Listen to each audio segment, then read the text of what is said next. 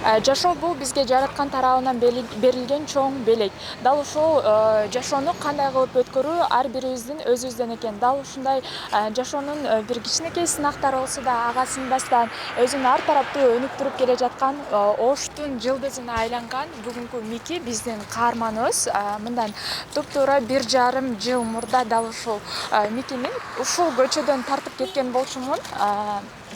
Көрүүчүлөрдүн көптөгөн колдоосуна арзып, ошол убакта апасы айтты эле, дал ушул Микини аябай бир өзүн карап, костюм кийип жүргөндү аябай жакшы көрөт деп айткан. Бүгүн дал ушул Микинин аз да болсо кичинекей бир кыялын орундатуу үчүн аракет кылабыз. Бизден алыстай туруңуз. Алдыңкы мүнөттөрдө Микиге аз да болсо бүгүнкү күнүн жакшы өткөрүүгө бир себепчи бололу дедик.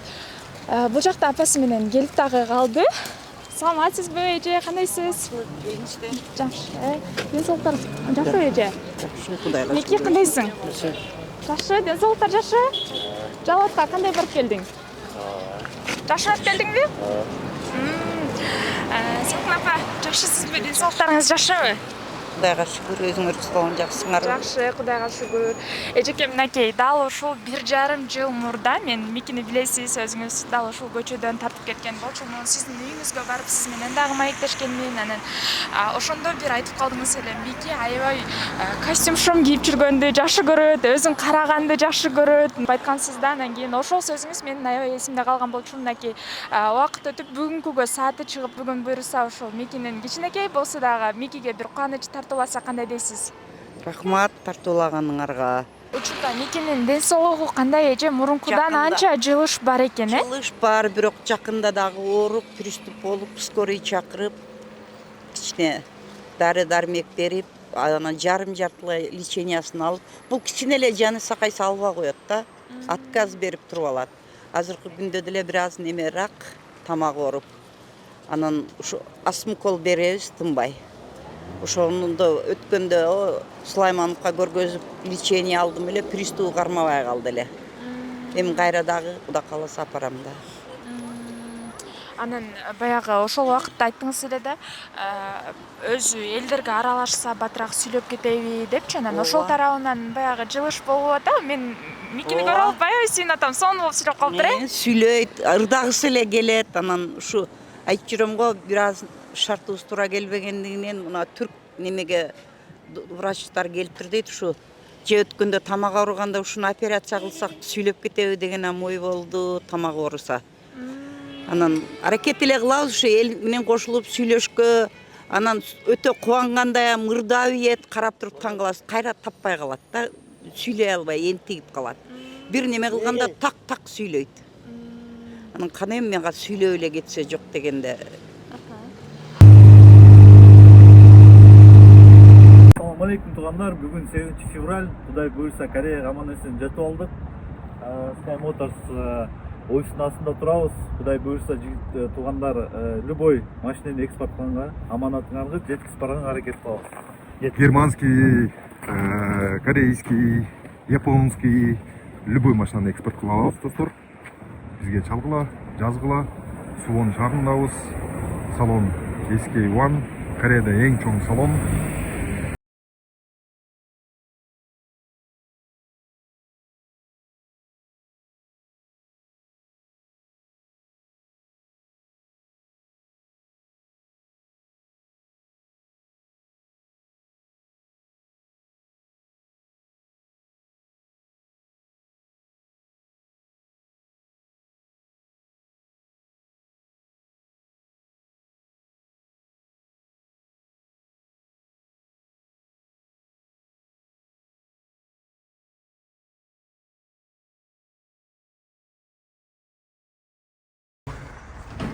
Assalamu alaikum, дайыр жол достор.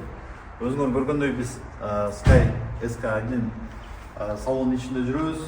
Через НК, Кудай буйрса достор, любой силер каалаган унааны аманатыңарды жеткизгени алып, силерге жеткизгени Кудай буйрса Даярбыз, даярбыз.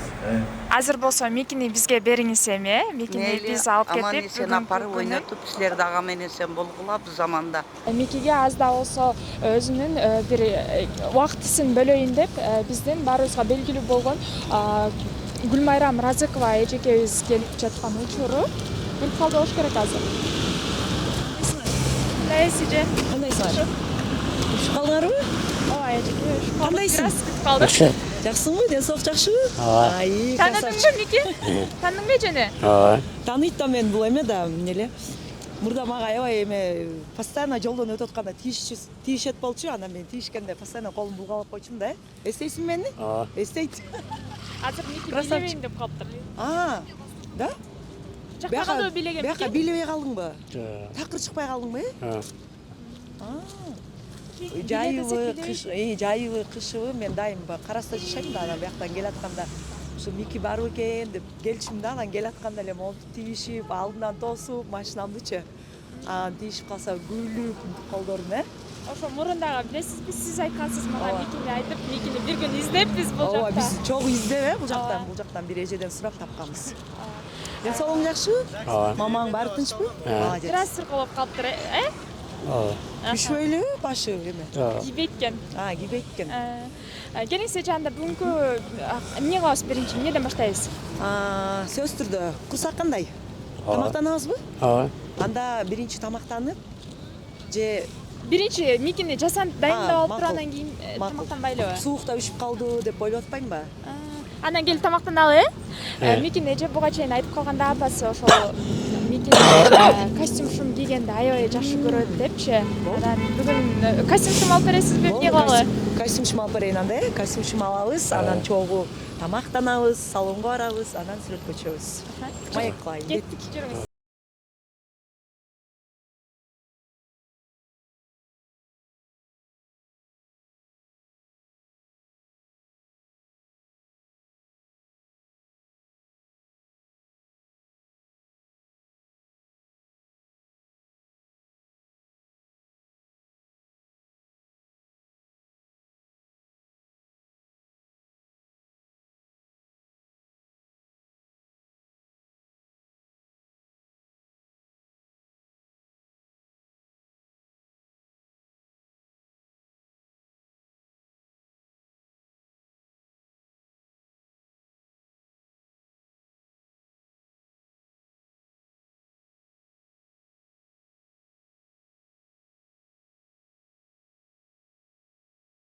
Жакшы көрөт экен. Алып беребиз деп, алдыда буюрса рубашка менен бабушка таап алып тойго барабыз.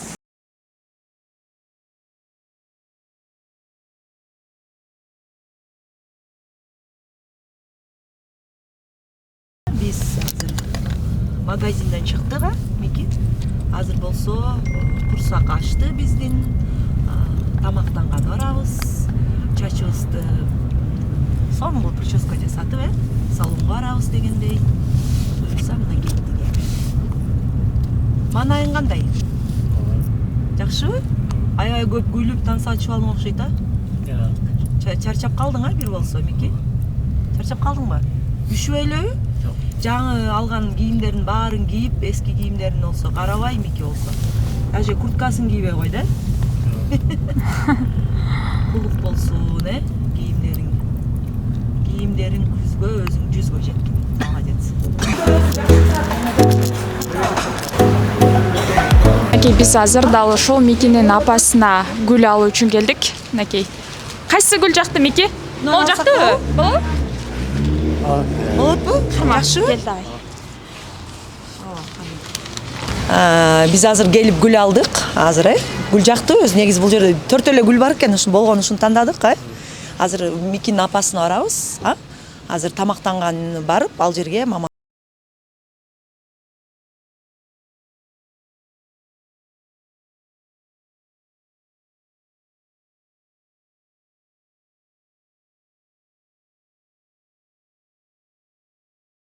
барыбыз биргеликте Микини салонго алып келдик. Ош шаарындагы эң мыкты салондордун бири Бурул салонуна келип, азыр Микини сонун прическа жасап берет. Чачын жасайбыз, Ооба. Чачын жасайбыз, андан кийин мамасына, апасына алып барабыз. Кеттик.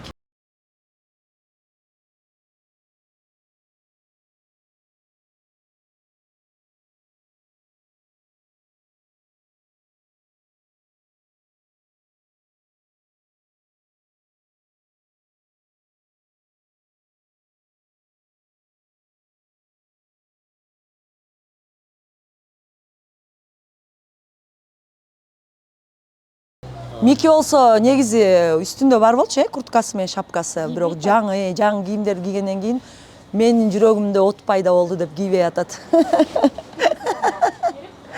Кеттик. Ооба.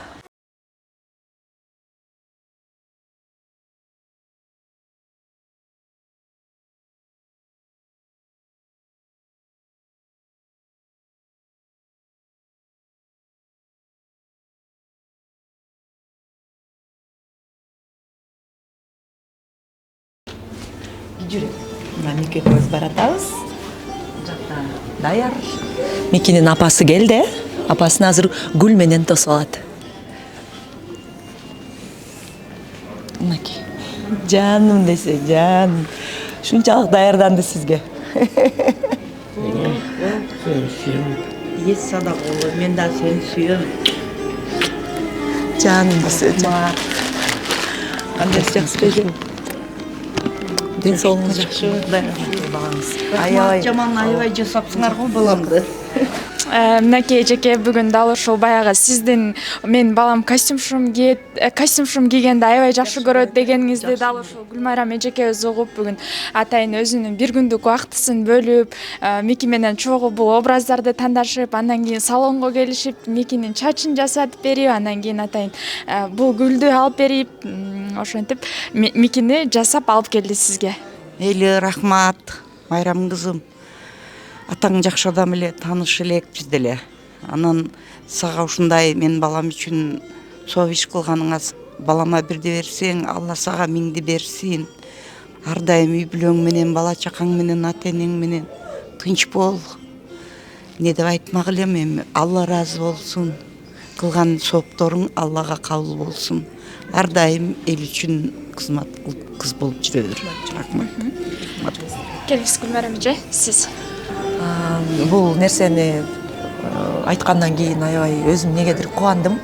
Анткени балаңызды дайым баягы жолдо келатканда машинам менен көрчүм, мага тийишчү, анан мага гүл берген 2 жолу, анан баягы келатканда эле көрүп алып, аябай мынтип учурашып өтүп кетчүм да, баары эле сага тийишип атат деп мындай башкача көз менен карайт болчу, бирок өтө көргөндө эле жүзүнөн жүрөгү таза, ак көңүл, баягы эч кимге жамандыгы жок, эч кимге бир башкача бир сезими жок балада.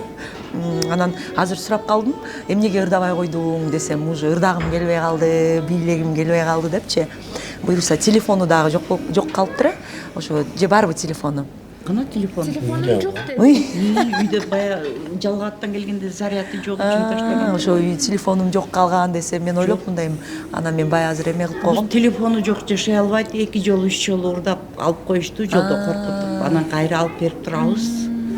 Ошол биз менен сыйгыштырып, телефону жок болсо психовать нервиштетет.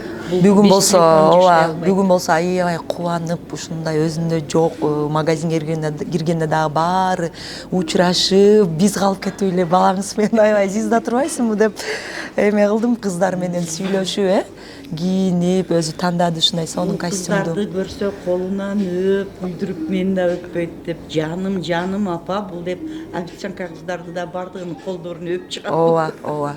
Сонун, ал дагы сонун сапат, Аллахымдын берген пендеси. Аябай кубандым. Бүгүн кечке жетелешип жүрдүк. Биз болгон күлүп эле жүрдүк, күлүп эле, эч капаланган жокпуз, күлүп, баягы сүйлөгөн сөздөрү ушунчалык жан дүйнөбүз менен күлүп аттык да, негедирчи.